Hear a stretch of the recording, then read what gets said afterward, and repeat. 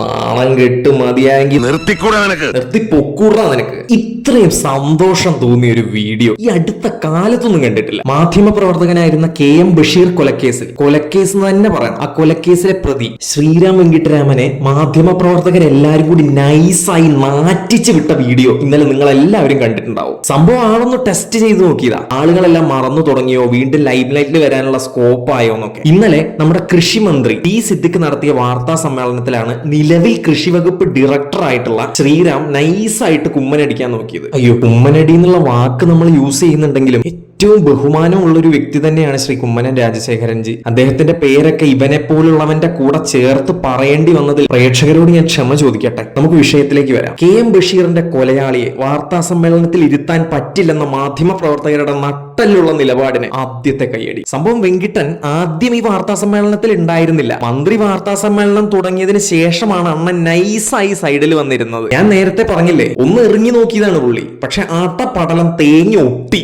ഇതിനു മുമ്പും സമാനമായ ഒരു നാണം കടൽ നേരിട്ടിരുന്നു ഇവൻ. 3 വർഷങ്ങൾക്ക് മുമ്പ് ഇതുപോലെ ഇവൻ ഭാര്യ രേണുരാജിൽ നിന്നും ആലപ്പുഴ കളക്ടർ സ്ഥാനം സ്വീകരിക്കാൻ ഒരു ശ്രമം നടത്തിയത് ഓർമ്മയില്ലേ? അന്നുണ്ടായ വലിയ പ്രതിഷേധത്തെ തുടർന്നാണ് ഇവനെ മറ്റ് ചെറിയ തസ്തികകളിലേക്ക് തട്ടിയത്. ഇനി നിനക്ക് കഥയെ പറഞ്ഞിട്ടുള്ളൂ.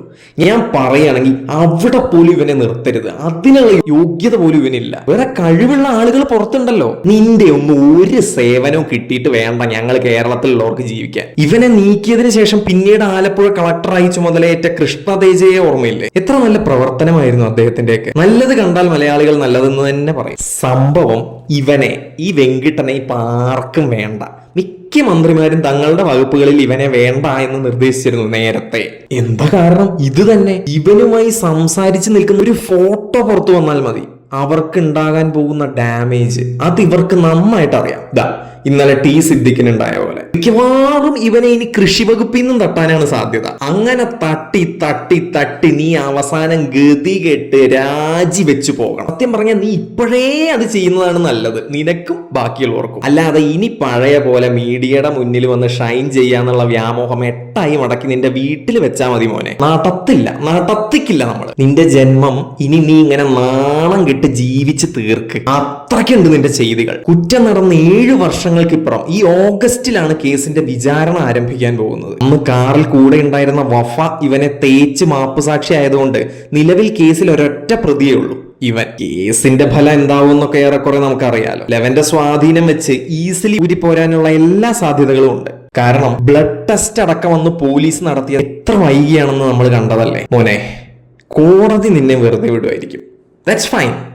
പക്ഷെ ജനങ്ങളുടെ മുമ്പിൽ നിനക്കിനി മുഖം ഉയർത്തി നിൽക്കാനുള്ള ഒരവസരവും ഞങ്ങൾ തരില്ല. പ്രിയപ്പെട്ട പ്രേക്ഷകരെ, ഇതൊരു ഓർമ്മപ്പെടുത്തലാണ്. കഴിഞ്ഞ സർക്കാരിന്റെ കാലത്ത് ഇവനെ വെളുപ്പിക്കാൻ ഒരു ശ്രമം നടന്നിരുന്നു. കോവിഡ് സമയത്ത് ഇവന്റെ പരിചയവും സേവനവും നമുക്ക് ആവശ്യമാണെന്നൊക്കെ പറഞ്ഞാണ് ഇവനെ തിരിച്ചെടുത്തത് തന്നെ. ഇനി കേസ് തേച്ചു മായ്ച്ചു കളഞ്ഞ് വീണ്ടും വരും ഇവന്റെ വൃത്തികെട്ട പ്രവൃത്തി കാരണം അനാഥമാക്കപ്പെട്ട KM ബഷീറിന്റെ ആ കുടുംബത്തെ പറ്റി നമ്മൾ അപ്പോൾ ചിന്തിക്കണം. അവരുടെ മുഖങ്ങൾ നമ്മുടെ മനസ്സിൽ വരണം. അപ്പോൾ അങ്ങനെ വന്നാൽ ഇനി എന്തൊക്കെ ചെയ്താലും, എന്തൊക്കെ പൊക്കി പിടിച്ചു വന്നാലും ജനങ്ങളുടെ വെറുപ്പ് നിന്റെ തലയ്ക്ക് മീതെ തുടരും.